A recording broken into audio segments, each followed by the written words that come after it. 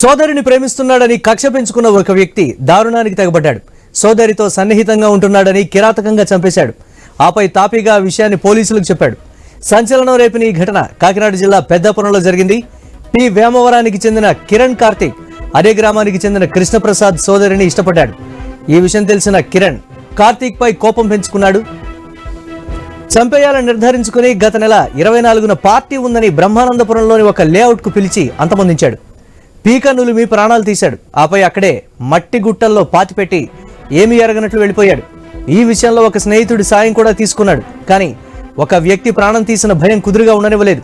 10 రోజుల తర్వాత స్థానిక వీఆర్ఓ దగ్గరికి వెళ్లి విషయం చెప్పి పోలీసులకు లొంగిపోయాడు కృష్ణప్రసాద్. మట్టి దిబ్బల నుంచి కిరణ్ కార్తీక్ డెడ్ బాడీని బయటకు తీసి అక్కడే శవ పంచనామా నిర్వహించారు. ఈ ఘటన జిల్లాలో పెను సంచలనంగా మారింది.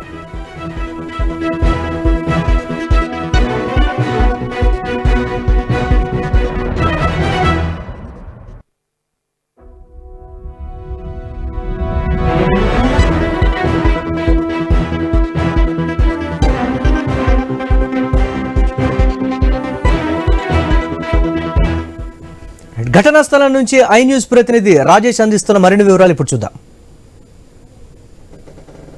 సామర్లకోట మండలం పి వేమవరం గ్రామానికి చెందిన ఎవరైతే మృతి పడ్డారో వారి కుటుంబ సభ్యులతో ఉన్నారో వారిని అడిగి తెలుసుకునే ప్రయత్నం చేద్దాం. చెప్పండి, అసలు కార్తీక్ని అంత కిరాతకంగా చంపడం గల కారణం అసలు మీరు ఏమనుకున్నారు? కారణం ఏం కాదండి. జస్ట్ ఏంటంటే వాళ్ళ చెల్లితో మాట్లాడతానని చెప్పేసి అనుమానంతో, అది పూర్తి ఎవరని తెలియకుండా అనుమానంతో వాడిని ప్లాన్ చేసి, అందులో ఒక అబ్బాయి వినోద్ అన్న ఒక అబ్బాయి ఈ కార్తీక్ వాళ్ళ ఫాదర్ దగ్గర పనిచేస్తాడు. అతను బయటికి తీసుకెళ్తానని చెప్పేసి రమ్మంటే వాడిని నమ్మి బయటికి వెళ్ళాడు. బయటికి వెళ్ళిన తర్వాత ఈ అమ్మాయి అన్నయ్య ఇద్దరు కూడా అబ్బాయిని చంపేయడం జరిగిందండి. చాలా దారుణంగా అండి చంపడం, చాలా దారుణంగా చంపేసి చిన్న ఇంకుడు గుంత లాంటి గుంతలో కుక్కేసి మడత పెట్టేసి అందులో రాళ్ళు వేసి పైన ఆకులు వేసేసారండి. వేసిన తర్వాత కూడా వాళ్ళు 3 రోజులు ఇక్కడే తిరిగారు. మనుషుల్లోనే మామూలుగా ఏంటంటే ఏం తెల్లని వ్యక్తుల కింద ఇక్కడే తిరిగి ఏం తెల్లనట్టుగానే తర్వాత బయటకు వెళ్ళిపోయారు వాళ్ళు. తర్వాత ఈ విషయం మళ్ళీ తర్వాత మాకు 10 రోజులు తెలిసింది. మాకు ఇలా లొంగిపోయారంటే 20కి వెళ్ళి లొంగిపోయారంటే వాళ్ళు పోలీస్ స్టేషన్కి వెళ్ళి లొంగిపోతే ఎవరైనా తప్పు చేస్తాను. ఈ డేట్ ఏంటంటే ప్రీ ప్లాన్గా 10 రోజుల్లో కూడా ప్లాన్ చేసుకుని ఏం చేయాలి, ఎలా అప్రోచ్ అవ్వాలని చెప్పేసి ఒక వీఆర్ఓని విలేజ్ ప్రియావరం విలేజ్లో వచ్చి లొంగిపోవడం జరిగిందండి. చెప్పండి, మీరు ఏమవుతారు అసలు అబ్బాయికి? అంటే ఇంత కిరాతకంగా చంపారంటే దీన్ని ఎలా చూడవచ్చు? ఇది వాళ్ళు ఏదో ప్లాన్ చేసుకున్నారు సార్. ఇదైతే నిజంగా ఈ అమ్మాయితో మాట్లాడతాడన్న విషయం మాకు తర్వాత తెలిసిందండి. ఒకవేళ అమ్మాయితో మాట్లాడడం తెలిసినా ఇంట్లో పేరెంట్స్ చెప్పి భయపెట్టచ్చు, ఇద్దరిని కాంప్రమైజ్ చేయడం ఏదో చేయొచ్చు, లేదా పోలీస్ స్టేషన్కి వెళ్ళి కంప్లైంట్ చేయొచ్చు. కానీ వీళ్ళు చాలా ప్లాన్ చేసి ఈ అబ్బాయిని చంపేయడం జరిగిందని మాకు తెలిసిందని తర్వాత. అప్పటి వరకు కూడా మేము అమ్మాయి విషయాలు కానీ ఎవరి విషయాలు బయట పెట్టలేదు పోలీస్ స్టేషన్లో కూడాను. కానీ ఇప్పుడు అడుగుతున్నాను, మేము అమ్మాయి తరపున అమ్మాయి ఏ నెంబర్ నుంచి ఫోన్ చేసిందో మాకు పూర్తి వివరాలు కావాలండి. ఏ ఫోన్ నెంబర్ నుంచి చేసింది ఈ అబ్బాయికి పూర్తి వివరాలు కావాలి. అలాగే ఆ అమ్మాయికి ఫోన్లు ఇచ్చి ఎవరెవరు హెల్ప్ చేశారు, ఏ ఊళ్ళో, ఈ తర్వాత ఆ అమ్మాయి వాళ్ళ అన్నయ్య వేరే ఒక అబ్బాయి ఎవరైతే హత్య చేసిన వాళ్ళు ఉన్నారో వాళ్ళు మర్డర్ చేసిన తర్వాత ఇంట్లో కూడా తిరిగారండి.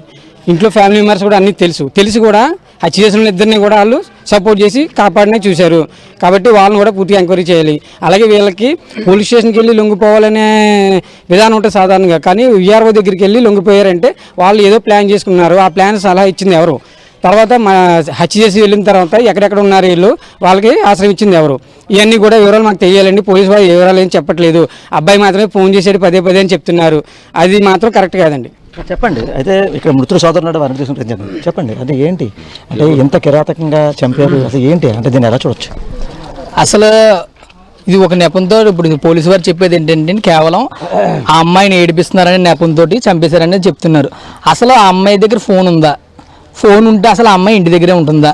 ఆ అమ్మాయి ఫోన్ ఉంటే ఆ అబ్బాయికి అమ్మాయి ఫోన్ చేస్తుందా? అమ్మాయికి అబ్బాయి ఫోన్ చేస్తున్నాడా? లేకపోతే గతంలో ఎప్పుడైనా అమ్మాయిని హింసించడం కానీ వేధించడం కానీ ఏడిపించినట్టు కానీ ఏమైనా ఆధారాలు ఉన్నాయా? ఇవేమీ లేకుండా కేవలం మాట్లాడుతుందనే నెపంతో చంపేయడం అనేది కరెక్ట్ కాదు. ఫస్ట్ ఆఫ్ ఆల్ అమ్మాయిని ఎంక్వైరీ చేయాలండి. అమ్మాయిని ఎంక్వైరీ చేస్తే నిజాలు బయటకు వస్తాయి. ఒకరితో మాట్లాడకుండా ఒక అమ్మాయి మాట్లాడకుండా ఈ అబ్బాయి మాట్లాడకుండా అమ్మాయి మాట్లాడదు. ఇద్దరు ప్రమేయం, ఇద్దరు ఇష్టాలు లేకుండా ఇద్దరు మాట్లాడుకోవడం అనేది జరగదు. ఒకవేళ మాట్లాడుకున్నా దానికి వేరే పద్ధతులు విధానాలు ఉన్నాయి. అవి ఏమీ ఆచరించకుండా వీళ్ళు కేవలం చంపేశారంటే కేవలం కక్షపూరిత చర్య అండి ఇది. సామర్లకోట మండలం జి వేమవరం గ్రామంలో ఒకే వీధిలో ముగ్గురు యువకులు అయితే వీళ్ళు ఎప్పటి నుంచో ఫ్రెండ్షిప్గా ఉంటారు. అయితే ఇద్దరు యువకులు కలిసి ఒక యువకుడిని అతి కిరాతకంగా హత్య చేసి ఘటన జి వేమవరం చోటిస్తుంది. ఎవరైతే కిరణ్ కార్తిక్ అనే యువకుడిని కృష్ణప్రసాద్ వినోద్ కలిసి హత్య చేశారు, వారిని పక్కనే ఉన్న లేఅవుట్లో కూడా వారు పూడ్చిపెట్టడం జరిగింది. అసలు ఏంటి ఎంత కిరాతకంగా హత్య చేయడం గల కారణం ఏంటో ప్రస్తుతం వారి కుటుంబ సభ్యులు కూడా, వారి తండ్రి కూడా ఉన్నారు, వారిని అడిగి తెలుసుకునే ప్రయత్నం చేద్దాం. నేను చెప్పండి, అసలు మీ అబ్బాయిని ఆ ఇద్దరు యువకులు అంత కిరాతకంగా చంపడం గల కారణం ఏమనుకుంటున్నారు? కారణం అయితే మేము ఏమనుకుంటున్నాం, కాకపోతే వాళ్ళు ఏంటంటే వాళ్ళ అమ్మాయి కోసం అని చెప్తున్నారని అది వాస్తవం కాదు. వాళ్ళ అమ్మాయి కోసం అని చెప్తే దానికి సాక్ష్యం చూపించాలి. ఆ అమ్మాయి ఎప్పుడు తిరిగాడు, ఆ అమ్మాయికి ఫోన్ ఉందా లేదా, ఫోన్ మాట్లాడితే ఆ డేటా ఏది, పోనీ ఎప్పుడన్నా వాళ్ళ అమ్మాయి కోసం తిరిగినప్పుడు కూడా ఎక్కడికైనా వెళ్ళినప్పుడు కానీ ఏమైనా చేసినప్పుడు కానీ వీళ్ళు చూసారా, ఏ కారణం చూసి చంపారు నా కొడుకుని?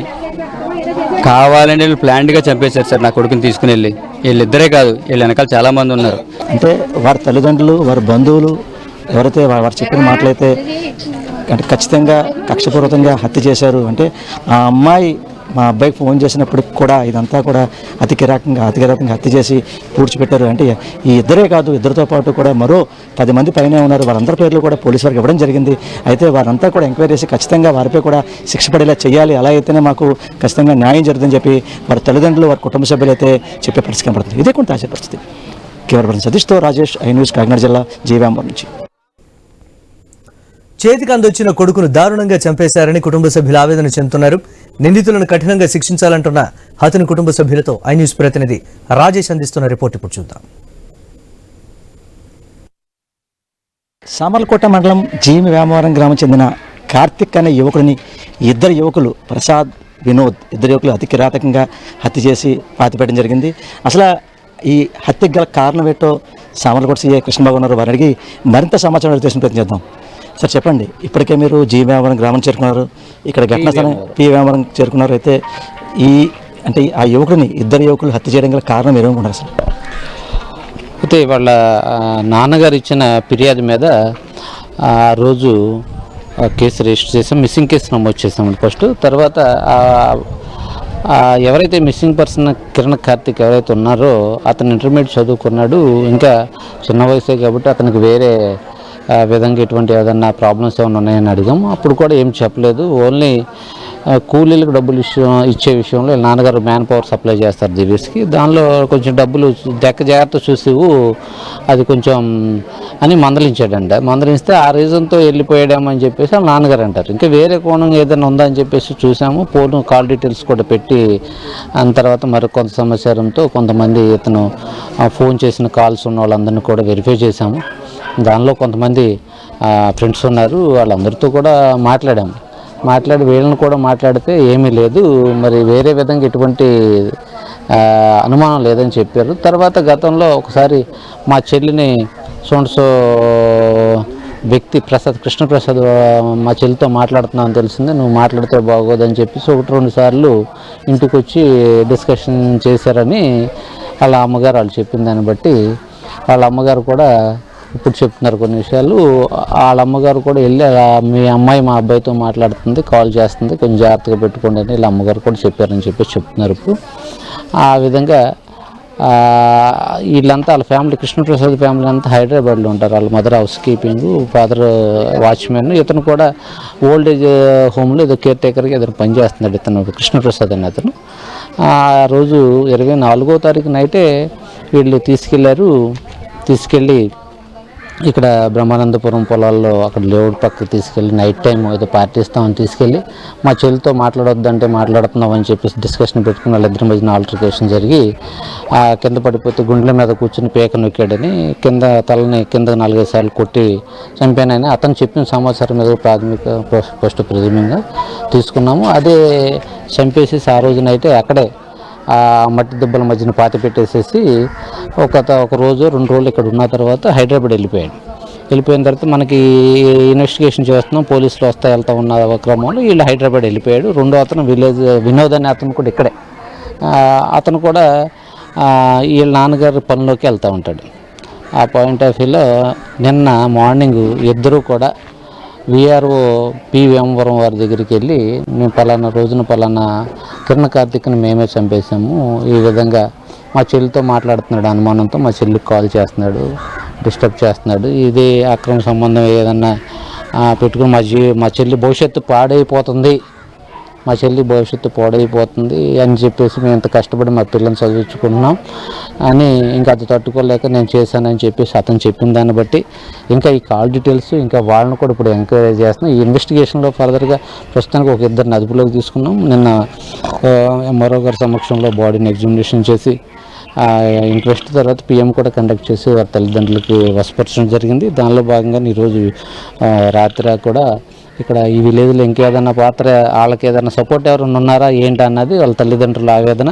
వాళ్ళిద్దరూ కాకుండా ఇంకెవరున్నా కూడా వాళ్ళని అరెస్ట్ చేసి మాకు న్యాయం చేయండి అనేది వాళ్ళది. మేము కూడా ఇందుట్లో ఇన్వాల్వ్ అయిన ప్రతి ఒక్కరిని కూడా ఎవరైనా ఈ కాల్ డీటెయిల్స్ ఇవన్నీ తీసి టెక్నికల్గా ఈ సర్కంటెన్స్ ఎవిడెన్స్ ఇవన్నీ చూసుకున్న తర్వాత ప్రస్తుతానికి ఒక ఇద్దరు ఉన్నా ఇంకెవరైనా పాత్ర ఉండి ఇన్వాల్వ్మెంట్ ఉంటే పక్కా అరెస్ట్ చేస్తాం. వాళ్ళ తల్లిదండ్రులు కూడా ఇప్పుడు భరోసా ఇచ్చి అనడం జరిగింది. ఈరోజు ఆ ముద్దాయిని కూడా కోర్టు పంపిస్తాం. చూసాం కదా, అంటే ఏమైతే పి వేమవరం గ్రామానికి చెందిన అంటే హత్యకి పాల్పడిన ఇద్దరు యువకులు, అలాగే వారి చెల్లి ఎవరైతుందో వారి చెల్లి కూడా దీంట్లో ఏమైనా ఉంటే కనుక వారిపై కూడా దీని మీద పూర్తి వారిపై కూడా కేసు నమోదు చేస్తుందని చెప్పి ఎవరైతే సిఐ కృష్ణ భగవాన్ చెప్పే పరిస్థితి పడుతుంది.